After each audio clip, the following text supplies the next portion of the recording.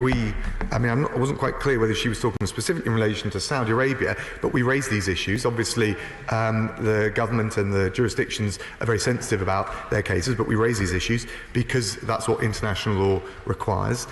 We've made the points that she and the Honourable Lady have raised, and we will continue to do so. There has been incremental and modest improvement in the human rights situation in relation to Saudi Arabia. It was ranked, according to the World Bank's Women, Business and Law report in 2020, the most improved economy for women's economic opportunities.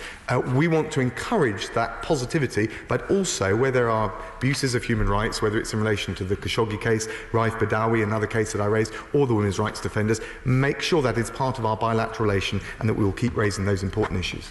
Hamilton.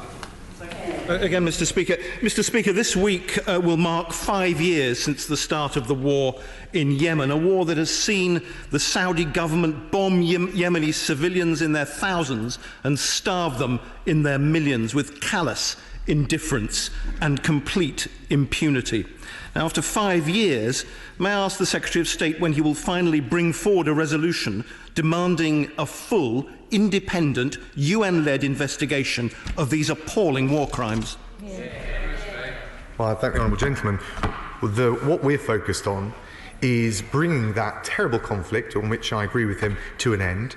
We want to see pressure put on the Houthis, but also we want to see a positive dynamic, and we raised this, and that is probably the single biggest issue I raised with my Saudi counterparts, to see an end to the conflict in Yemen. It will require all the relevant actors to come together.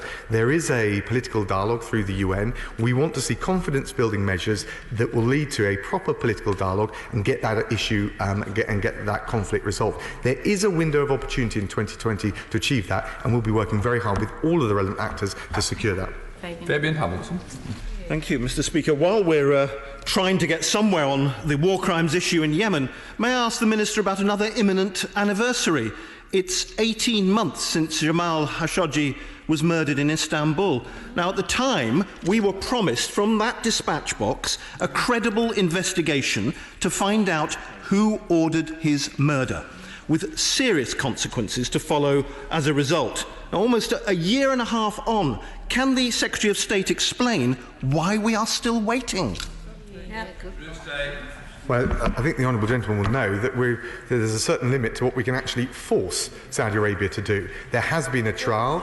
There have been criticisms and concerns about that, but some have been held to account. We continue to raise the issue. I raised it when I was in Riyadh between the 4th and 5th of March. We don't shy away from it. And most importantly, get reassurance, as well as the accountability that he wishes, that something like this will never happen again. Smith, question 4. Thank you, Mr. Speaker. I'd warmly endorse the sentiment of the Honourable Lady's question, and I do think the United Kingdom could do more to promote human rights in Saudi Arabia. I'm conscious also that we need to deal with the interlocutors we're dealt. But on that point, I'd be grateful for the FCO's assessment of the stability of the regime in Riyadh, given the very worrying reports that we're seeing of arrests and incarcerations of key members of the regime. And was that part of his discussions when he was last in capital? Well, I thank the Honourable Gentleman. He's right to raise the human rights issues. I've explained from Raif Badawi to the women's rights defenders to Khashoggi, all of those issues which we will always raise with our Saudi interlocutors. Equally, they're an important partner with us for all sorts of reasons, but particularly in relation to forging peace and trying to secure peace in Yemen. The regime looks entirely stable to me, but of course, given everything else that is going on with coronavirus, with oil production, there is tremendous pressure economically on the whole region. What we want to do is try and reduce those pressures, and in particular in Yemen, work with all the partners in the region to end that terrible conflict. Alan Smith. I'm grateful for the answer, and I am struck by his point earlier on that we can only force the Saudis to do so much, but we could stop selling them guns and tanks and bombs. And we could actually put some ethics into our foreign policy and prioritise the rights of the people in Yemen and the children who are currently suffering so badly as a result of that conflict. And I'm struck that the Saudis are indeed a partner in that war in terms of promoting the peace, but they're also a partner in that war full stop, and I think the UK could be rather more muscular in our discussions with that point.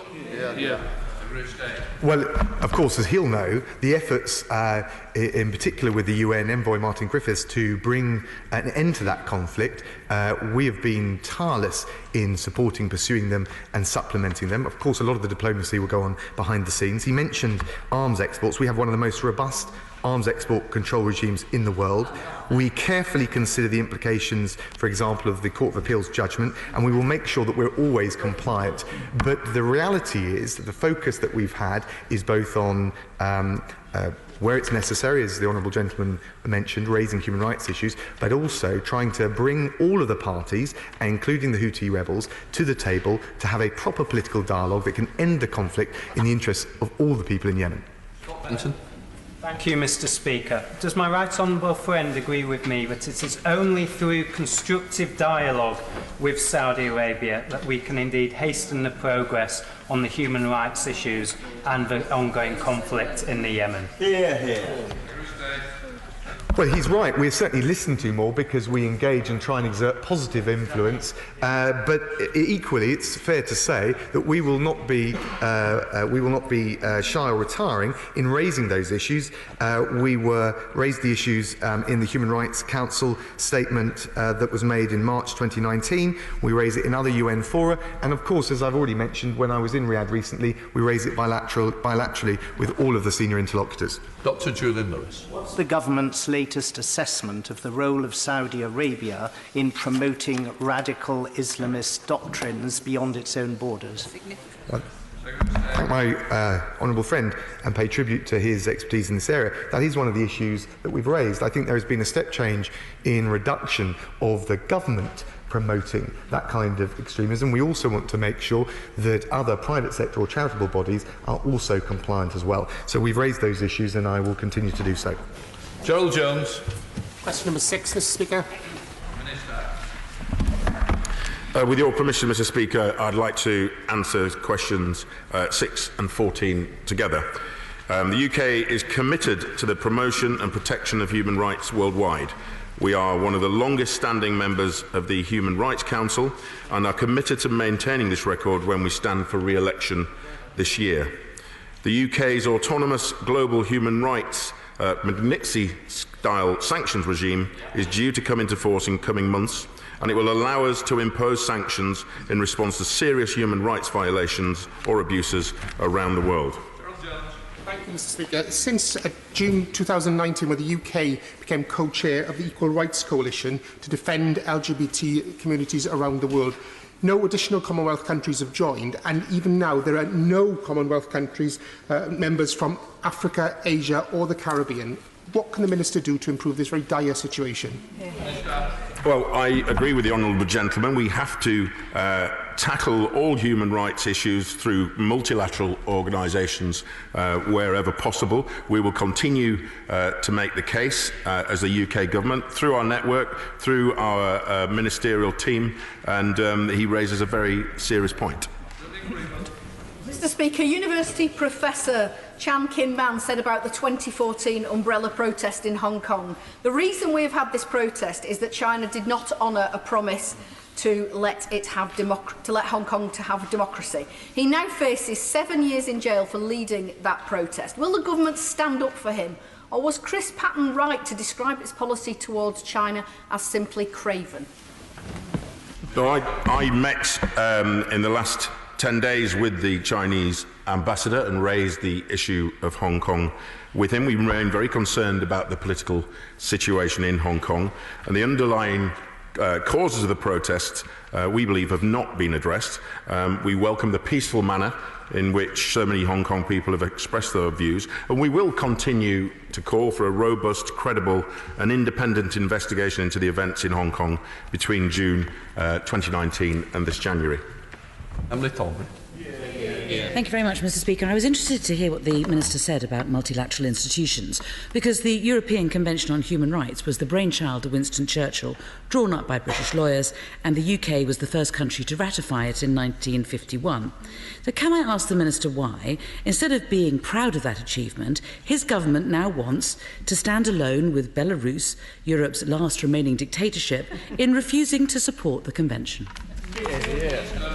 Well, I can tell the Honourable Lady we continue to work with regional organisations, including the AU, the OSCE, the Council of Europe and the Commonwealth to strengthen their democracy work. And most recently we have offered support for election monitoring, for example, in North Macedonia and Serbia, and we're also supportive of the work human rights defenders do across the world by promoting and protecting democratic values as well as human rights. Question number 7, Mr. Speaker. Thank you, Mr. Speaker. Climate change is the greatest threat facing the Arctic, and it's driving other changes that we're seeing there too.